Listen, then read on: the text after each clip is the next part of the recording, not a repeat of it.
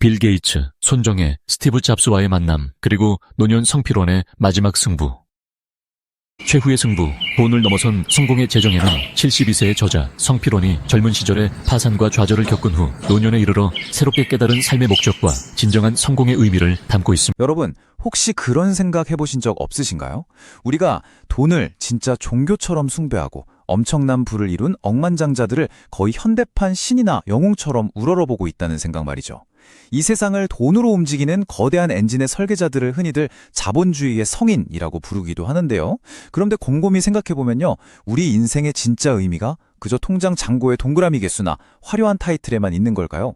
오늘 이 심층 분석 시간에는 자본주의가 만들어낸 그 화려한 환상 속에서 진짜 자기 자신을 찾아낸 한 남자의 엄청난 여정을 따라가 보려고 합니다. 정말 흥미진진한 이야기가 준비되어 있으니까요, 끝까지 함께해 주세요. 오늘 여러분과 깊게 파헤쳐볼 이야기는 최후의 승부, 돈을 넘어선 성공의 재정의입니다. 성필원이라는 분의 회고록을 바탕으로 이야기를 풀어가 볼 텐데요.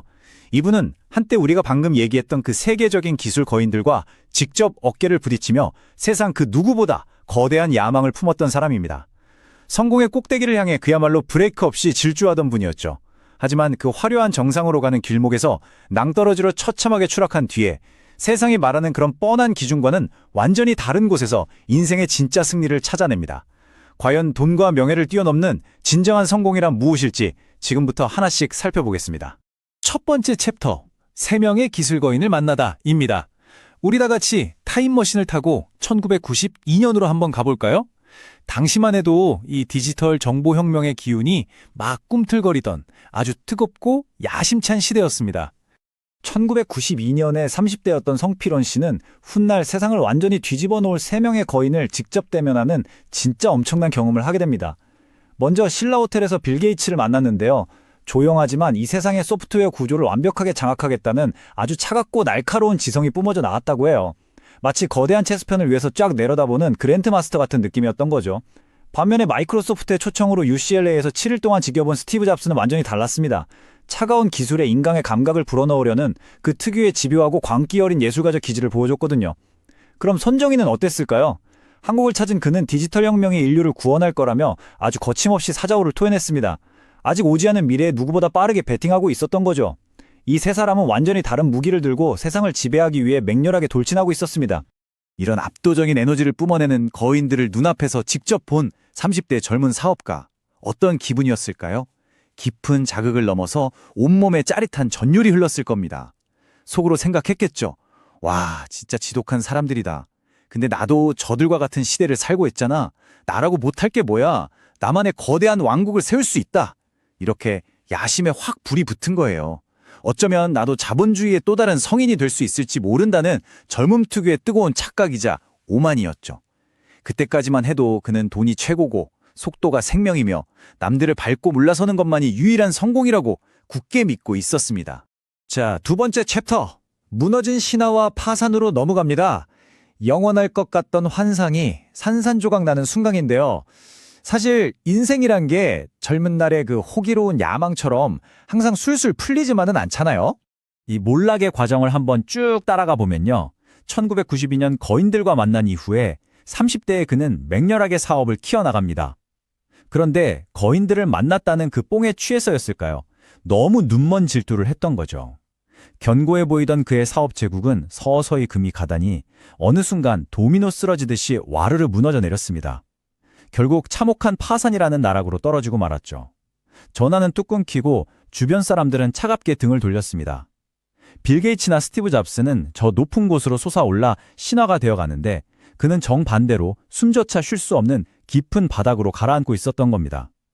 성공의 아찔한 정점에서 완벽한 파산까지 진짜 롤러코스터 같은 몰락이었죠. 당시의 그 끔찍한 절망감을 그는 이렇게 털어놓습니다. 돈을 잃은 것보다 더 아팠던 건 내가 믿었던 나 자신을 잃어버린 느낌이었다. 파산이 주는 진짜 고통은 단순히 은행 장부상의 마이너스가 아니었어요. 나는 절대 실패하지 않아. 나는 특별해 라고 굳게 믿었던 그 강렬한 자기 확신이 산산조각 나는 경험. 그러니까 자기 자아 자체가 통째로 날아가는 기분이었던 거죠. 돈이 전부인 세상에서 돈을 잃었다는 건 살아갈 이유 자체를 박탈당한 거나 마찬가지였으니까요. 매일 아침 거울 앞에서 자신이 그토록 경멸했던 이른바 패배자의 얼굴을 마주해야 했던 고통. 상상이 가시나요? 정말 뼈를 깎는 아픔이었을 겁니다. 세 번째 챕터, 노년의 새로운 질문입니다. 밖으로만 향하던 시선이 비로소 자신의 내면으로 휙 돌아가는 시기인데요. 모든 걸 읽고 나서야 그는 처음으로 진짜 자신을 향해 묵직한 질문들을 던지기 시작합니다. 여기서 아주 본질적인 질문 하나를 던져보죠. 우리가 80대, 90대가 되어서도 여전히 남들과 비교하면서 통장의 숫자만 늘려가려고 바둥거릴까요? 세상을 혁신했다는 그 위대한 스티브 잡스조차도 췌장암이라는 죽음의 그림자 앞에서는 결국 피할 수 없는 운명을 받아들여야만 했습니다. 생사의 기로에 서는 그 순간 수십조 원의 막대한 부는 그저 바람에 날아가는 먼지일 뿐이었죠. 이건 우리에게 아주 뼈 때리는 진리를 알려줍니다. 인간은 누구나 죽는다는 그 필멸성 앞에서 돈은 삶의 궁극적인 목적이 아니라 그저 스쳐가는 도구에 불과하다는 사실 말입니다. 이때부터 그의 철학이 180도 완전히 바뀝니다. 젊은 시절의 성공이 끊임없이 세상을 정복하고 돈을 불리고 남들의 인정을 받기 위해 애쓰는 이른바 채움에 집중하는 거였다면요. 노년의 성공은 그 방향이 완전히 정반대입니다. 노년의 진정한 성공은 남을 이기는 게 아니라 나 자신을 이기는 거예요. 헛된 욕망을 고요하게 비워내고 내면의 평화와 삶의 지혜를 아주 깊게 파고드는 거죠. 타인을 짓밟고 올라서는 피 튀기는 경쟁 대신 매일매일 자기 자신을 다듬어서 완성해 나가는데 모든 초점을 맞추게 됩니다. 네 번째 챕터, 성필원의 마지막 승부입니다. 파산의 늪에서 허우적대던 청년은 어느덧 72의 노인이 됐고요. 이제 승리의 의미를 완전히 새롭게 다시 씁니다. 여기서 진짜 중요한 숫자가 나옵니다. 72, 72. 그는 72세라는 나이가 인생이 꺾이고 시들어가는 시기가 절대 아니라고 단언합니다. 오히려 인생에서 가장 치열하고 깊이 있는 마지막 승부를 펼치는 위대한 창조의 시기라는 거죠. 과거의 쓰라린 실패를 그냥 원망으로 남길지 아니면 후대에게 전해줄 따뜻한 지혜로 바꿔낼지는 오직 지금 이 순간 노년의 자신이 어떤 선택을 하느냐에 달려있다는 뜻입니다. 그래서일까요? 그의 하루하루는 지금의 웬만한 20대 청년들보다 훨씬 더 역동적입니다. 매일 아침 차가운 새벽 공기를 뚫고 무려 200번의 점프 돌려차기를 합니다. 상상이 되세요? 72의 나이에 중력을 거스르는 이 동작은 단순히 몸 챙기려는 운동이 아닙니다. 노화나 쇠퇴 같은 정해진 운명에 굴복하지 않겠다는 육체를 통한 아주 숭고한 저항이거든요. 그리고 그는 매일 글을 쓰고 영상을 만듭니다. 지성의 숲이라는 채널을 운영하면서 삶의 깊이가 도대체 뭔지 사람들과 정말 아낌없이 나누고 있어요. 자, 이 어마어마한 숫자를 한번 보세요. 24만 명. 이게 뭔지 아시나요? 그가 네이버 밴드에서 운영하는 커뮤니티 하나에 모인 사람들의 수입니다. 심지어 페이스북 그룹까지 합치면 그를 따르는 사람이 거의 50만 명에 육박해요. 어찌 보면 젊은 시절 그토록 꿈꾸던 거대 기업의 규모보다 지금의 영향력이 훨씬 더 거대해진 셈이죠. 하지만 결정적인 차이가 있습니다. 지금은 시장을 지배하거나 돈을 벌려고 모은 숫자가 아니라는 거예요. 이 숫자는 상처받은 사람들과 연대하고 위로를 건네며 그가 온몸으로 뒹굴며 깨달은 생존의 지혜를 나누는 그 따뜻한 마음의 크기입니다. 재밌는 건 그가 스스로를 카부, 즉 무계획적인 사상가라고 부른다는 점입니다. 엘리트들이 쫙 깔아놓은 완벽한 성공 공식이나 계획표에 갇히지 않겠다는 뜻이죠. 온실 속 화초처럼 자란 사람들의 그런 뜬구름 잡는 철학이 아닙니다. 파산의 아픔, 차가운 시장 바닥을 처절하게 기어다니면서 뼛속까지 새긴 거리의 생존 지혜를 학문적 깊이와 버무려낸 말 그대로 세속 철학자인 거예요. 한 사람의 그 끔찍했던 실패의 상처가 어떻게 타인을 치유하는 깊은 철학으로 승화될 수 있는지 보여주는 정말 소름 돋게 멋진 부분입니다. 어느덧 마지막 챕터네요. 돈을 넘어선 진정한 의미입니다. 과연 진짜 인생의 승리, 우리가 남겨야 할 존엄성의 유산이란 무엇일까요? 이 두 가지 완전히 다른 삶의 길을 한번 비교해 볼까요? 빌 게이츠, 스티브 잡스가 만든 세계는 분명 인류에게 어마어마한 기술의 발전을 선물했습니다. 극단적인 편리함, 혀를 내둘 효율성을 가져다 줬죠. 당연히 역사가 기억할 위대한 업적입니다. 하지만 성피로 씨가 걷는 길은 완전히 결이 다릅니다.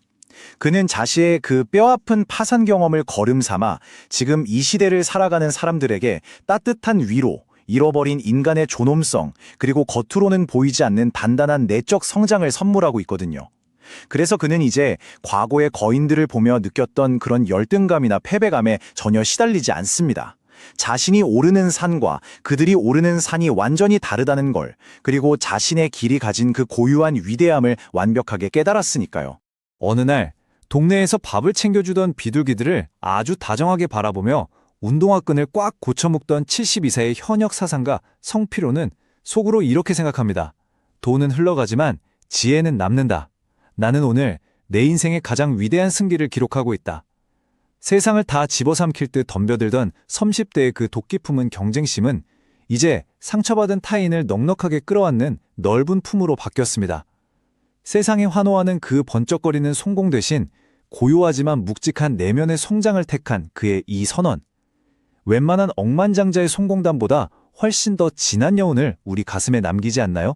오늘 우리가 함께 따라가 본 이 깊은 여정의 끝에서 시청자 여러분 스스로에게 꼭 한번 질문해 보셨으면 좋겠습니다.